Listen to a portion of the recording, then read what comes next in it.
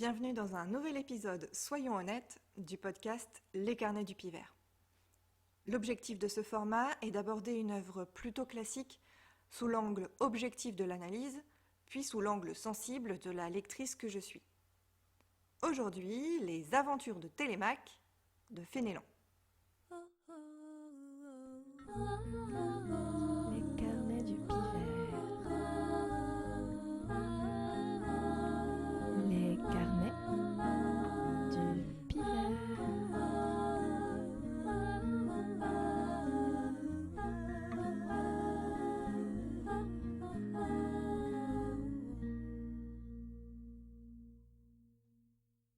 Pour commencer, quelques informations sur l'œuvre. Le roman est publié en 1699 sans l'accord de son auteur, comme cela arrivait fréquemment à l'époque. Fénélon est un homme du XVIIe siècle, homme d'église, théologien et pédagogue. Il a été le précepteur du duc de Bourgogne, sur lequel on reviendra, et archevêque de Cambrai. Il est connu pour s'être opposé à Bossuet lors d'une querelle théologique sur le quiétisme, et il a également écrit plusieurs autres ouvrages didactiques ou concernant la pédagogie, comme le traité de l'éducation des filles ou encore le dialogue des morts. Petit résumé des aventures de Télémaque. Télémaque, évidemment, c'est le fils d'Ulysse. Il part à la recherche de son père qui ne rentre pas de la guerre de Troie. Accompagné de Mentor, son précepteur, il va traverser la Méditerranée pour retrouver la trace d'Ulysse. D'île en île et de rencontre en rencontre, Télémaque va découvrir le monde pour être prêt à prendre la succession de son père et devenir un bon roi. Donc, pour présenter cette œuvre, je vais aborder plusieurs points successifs. Le premier point que je voudrais aborder, c'est évidemment le fait que ce récit est une réécriture antique. Comme on peut le constater avec le nom des personnages, le récit de Fénélon s'inscrit dans la lignée de l'Odyssée d'Homère. Un peu comme un prolongement, une sorte de quête annexe ou de fanfiction. On y retrouve donc les personnages principaux du récit d'origine, Ulysse, à la recherche duquel Télémaque, son fils, part, Pénélope, la femme d'Ulysse, qui attend donc le retour et de son époux et de son fils, mais aussi Calypso, la nymphe qui a retenu chez elle Ulysse, ou encore Mentor, le précepteur. On croise aussi de nombreux personnages issus de la mythologie et en lien avec la guerre de Troie, par exemple Philoctète, Diomède, Nestor, etc. Cependant, aucune trace de personnages vraiment merveilleux comme les cyclopes ou les lotophages. Le récit reste au plus près des hommes. Les dieux interviennent, mais moins que dans les récits homériques, à l'exception de Minerve qui préside à l'ensemble du récit. La structure du récit, elle, et la dimension plus humaine sont, il me semble, davantage inspirées de l'Énéide de Virgile. On distingue en effet deux parties distinctes, une forme d'errance maritime au début, puis l'arrivée en Hespérie, c'est-à-dire en Italie, un peu comme Énée. Là, Télémaque s'illustre en tant que guerrier, toujours comme Énée.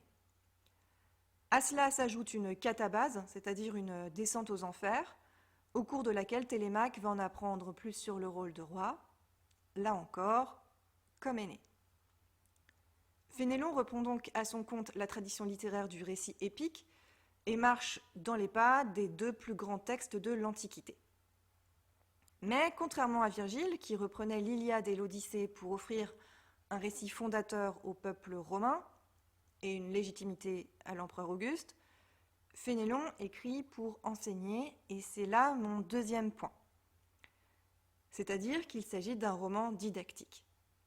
En effet, Fénélon destine son récit aux élèves royaux et plus particulièrement au duc de Bourgogne, qui est le petit-fils de Louis XIV, dont Fénélon est le précepteur, comme Mentor est le précepteur de Télémaque.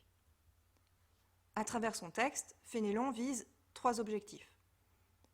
Initier son élève à la mythologie, lui prodiguer des leçons de morale, et enfin, lui inculquer des notions de politique, d'économie, de diplomatie, etc. Ainsi, le récit est aussi un récit initiatique au cours duquel Télémaque va recevoir une formation idéale. Cet ouvrage s'inscrit donc dans la tradition de ce qu'on appelle des miroirs des princes. Ce sont des sortes de manuels composés de conseils et de préceptes moraux destinés à montrer aux princes la voie à suivre pour régner. En général, ces traités décrivent le comportement d'un roi parfait. La nouveauté ici, c'est que Fénélon passe par le récit et non pas par la forme du traité. Reprenant toujours la tradition de l'argumentation antique, Fénélon, à travers la figure de mentor évidemment, délivre des discours didactiques, mais aussi met en scène des figures très variées de rois, comme autant d'exempla, c'est le nom qu'on utilise en rhétorique latine, pour illustrer son propos. Il vise ainsi à instruire par le plaisir. Et ça, c'est un des principes clés du classicisme. Ce qui m'amène à mon troisième point. Le troisième point, c'est que ce roman est un roman baroque et classique. Je n'ai pas vraiment trouvé de source affirmant que le Télémaque de Fénélon soit une œuvre qui appartienne au classicisme ou au baroque.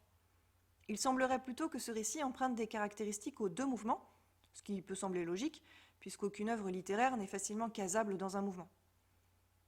Le roman baroque, né au XVIIe siècle, prend la forme du roman plein d'aventures et de rebondissements, foisonnant, sentimental, et au cadre souvent merveilleux ou champêtre. Le goût antique de l'époque permet aussi des discours amples, des surprises, des coups de théâtre merveilleux ou des passages purement ornementaux. On retrouve ces aspects dans le Télémaque, récit particulièrement ample et foisonnant, qui semble porté par le thème de l'errance avant le retour final. Cependant, d'autres aspects, et en particulier la dimension morale, en font aussi une œuvre s'inscrivant dans le mouvement du classicisme. On retrouve, comme dans La princesse de Clèves ou dans Phèdre, une condamnation très cinglante des passions incarnées ici par Calypso et ses nymphes. Mentor, qui est le masque de Minerve, déesse de la sagesse, enseigne la moralité dans la fonction royale. Alors, on est très très loin du pragmatisme d'un Machiavel. Ici, tout est marqué par la sagesse, l'harmonie et la paix. Alors, il faut évidemment sans doute voir Minerve comme une représentation allégorique de la sagesse de Dieu. N'oublions pas que Fénélon était un homme d'église.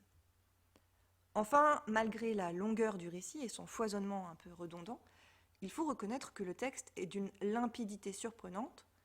Rien ne vient compliquer le récit ni le discours, ce qui est propre au classicisme. Mais il faut aborder un autre point qui est évidemment la portée politique de l'œuvre. Comme on l'a dit, l'objectif didactique de ce récit, c'est de former un futur roi. Fénélon aborde donc de nombreuses questions politiques. Alors ça peut être l'économie, la régulation du commerce, les relations internationales, l'agriculture, mais surtout, il met en scène plusieurs comportements royaux qui servent d'exemple. Alors, en bon exemple, le roi égyptien Sésostris, ou en contre-exemple, le phénicien Pygmalion. Le portrait le plus développé de roi, c'est celui d'Idoménée. Alors, Idoménée, soumis à de mauvais conseillers, se laisse aller à ses défauts et à son orgueil. Et sa mauvaise politique le conduit à plusieurs crimes, et en particulier au meurtre de son fils, ou à des malheurs successifs, par exemple, déclencher une guerre contre tous ses voisins. Ce sont les sages conseils de Mentor qui lui permettent de se retrouver sur le droit chemin. Mais il est surtout l'illustration de la faiblesse humaine chez les rois et de la difficulté à régner sagement. Fénélon passe aussi par le détour de l'utopie, en particulier en présentant le pays de la Bétique, pour faire réfléchir sur le bonheur et la vie heureuse. Mais on pourrait aussi se dire que la formation du jeune Télémaque laisse présager qu'il fera d'Ithaque une utopie, puisque Minerve, en personne, a présidé à son enseignement. Le problème, c'est que les critiques de Mentor à l'égard des politiques d'expansion militaire, de la trop grande débauche de divertissement et de richesse dans le royaume d'Idoménée, mais surtout la présentation répétée de la fonction royale comme une figure paternelle au service du bien commun, tout ça a été lu à l'époque comme une critique de l'absolutisme de Louis XIV, ce qui a entraîné la défaveur de Fénélon. Alors, quelle est la portée de cette œuvre? Malgré la disgrâce de son auteur, donc de Fénélon, qui a évidemment perdu son poste de précepteur, l'œuvre connaît un immense succès et va longtemps servir de modèle. Le récit a profondément marqué le XVIIIe siècle, au point que Marivaux en écrit une parodie avec son Télémaque travesti.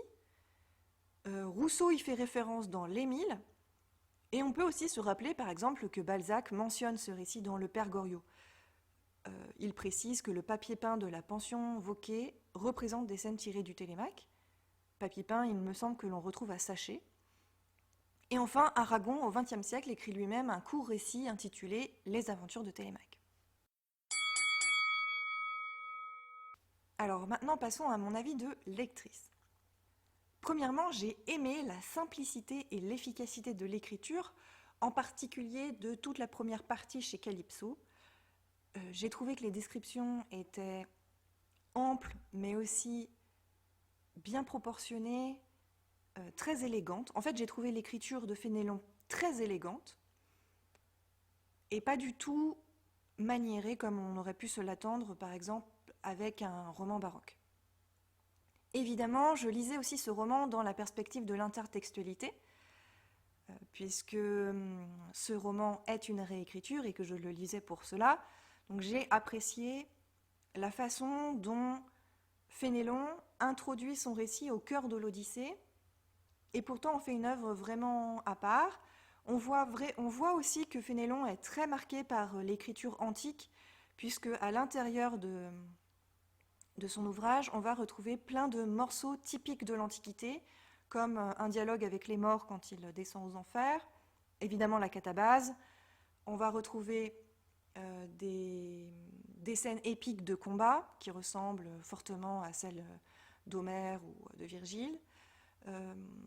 On va retrouver des scènes de tempête, on va retrouver toute la dimension d'errance maritime avec le passage d'île en île, mais aussi ce voyage au cœur de la Méditerranée qui va montrer plusieurs paysages, mais aussi plusieurs formes de gouvernement, plusieurs sortes de peuples qui sont assez intéressantes. Ce qui moi aussi m'a plu, c'est évidemment de voir à quel point l'œuvre de Fénélon s'inscrit dans son époque. Je vous en ai un peu parlé, mais les liens avec la princesse de Clèves, avec Phèdre, sont très très forts, puisque la condamnation des passions est au cœur de tout le début du roman. Mais évidemment aussi la fonction didactique et les discours moraux se retrouvent chez, par exemple, je suis en train de chercher chez La Bruyère, par exemple, chez les caractères de La Bruyère. Donc, vraiment une œuvre inscrite dans son époque, et c'est vraiment très intéressant de faire des liens avec les autres. Alors, pour être honnête, si je lisais ce roman, c'est aussi parce que c'est le premier roman qui est à destination des enfants, de jeunes lecteurs, des adolescents en quelque sorte, et qui réutilise la mythologie. Donc moi, ce qui m'intéressait, c'était de voir pourquoi Fénélon a choisi la mythologie pour faire passer son message didactique. Alors, il me semble que effectivement, le passage par la mythologie est assez intéressant parce que cela rend le récit très divertissant, cela permet la présence du merveilleux, cela permet des rebondissements, cela permet aussi la fragmentation en plein de petites aventures pour chaque île, par exemple. Donc pour un jeune lecteur, c'est plutôt très efficace. Et puis, évidemment, le recours à la fiction pour argumenter, pour faire passer un message. Enfin, ça se développe beaucoup au XVIIe siècle, quand on pense par exemple à La Fontaine, mais ça me semble assez efficace. J'ai lu donc cette œuvre dans la perspective de la réception de l'Antiquité à travers la littérature de jeunesse, et c'est un peu l'œuvre fondatrice, donc c'est pour ça que je voulais la lire. Alors, par contre, en tant que lectrice, alors autant tout le début j'ai été sous le charme et j'ai vraiment dévoré toute la première partie, autant à un moment les discours moraux de Mentor m'ont un peu lassée parce que je les trouvais redondants et je trouvais que l'insistance didactique sur la portée morale était parfois un peu lourde. On avait vite compris où voulait en venir Mentor. C'est un roman très masculin, évidemment. les femmes sont complètement absentes, à part Calypso, qui est condamnée comme une vile tentatrice. Calypso, l'autre figure féminine, c'est une figure qui apparaît à la fin du livre et qui apparaît comme la future femme de Télémaque, mais elle est très effacée, et d'ailleurs c'est ce qu'on loue chez elle. Donc cette portée-là didactique est un peu lassante. Pour ce qui est de la portée politique, j'ai trouvé que c'était très intéressant, mais parfois un peu pompeux.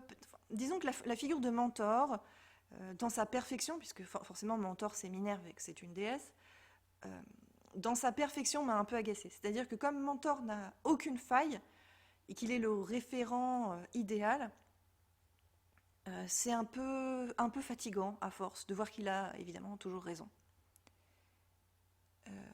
Je disais que c'était un roman très masculin, donc effectivement il n'y a quasiment aucune figure féminine. Pourtant, c'est pas exempt de sensibilité, hein. Télémaque pleure beaucoup. Il pleure déjà chaque fois qu'il perd et retrouve Mentor. Mais évidemment, il est aussi très, très sensible à la perte de son père, à la peur du deuil. Peut-être que justement, dans les recherches que j'ai pu faire, la portée psychologique du roman, je l'ai peu trouvée. Bon, à part pour voir dans la quête de Télémaque, à la recherche du père, une forme d'illustration de la recherche du chrétien qui recherche son père, en fait, qui recherche Dieu dans l'absence, dans le silence de Dieu, etc., sa quête de reconnaissance du Père éternel. J'ai assez peu vu de lecture psychologique justement sur le deuil. Parce que finalement, Télémaque part à la recherche de son père pour ne pas faire le deuil, ou plutôt pour réussir à faire le deuil. Du moins, il va quand même jusqu'aux enfers pour vérifier que son père n'est pas mort. Et donc il y a aussi toute cette place de l'espoir de retrouver le père. D'ailleurs, j'ai trouvé que le court passage où en fait Télémaque rencontre son père sans le savoir est très beau et mériterait une étude très approfondie parce que c'est poétique et très sensible. Donc pour le bilan, voilà, j'ai trouvé l'œuvre extraordinaire, mais il y a eu des moments où j'ai été un peu fatiguée de la figure de Mentor. J'aurais peut-être voulu que l'aspect justement sensible soit un peu plus développé. Sur ce, l'épisode s'achève. Si vous l'avez aimé ou si vous voulez en discuter, n'hésitez pas à me le faire savoir. On peut me retrouver facilement sur les réseaux sociaux sous le nom Between the Books. Si vous voulez soutenir mon travail, eh bien, accordez-lui une bonne note sur votre plateforme d'écoute ou recommandez-le autour de vous, partagez, faites tourner.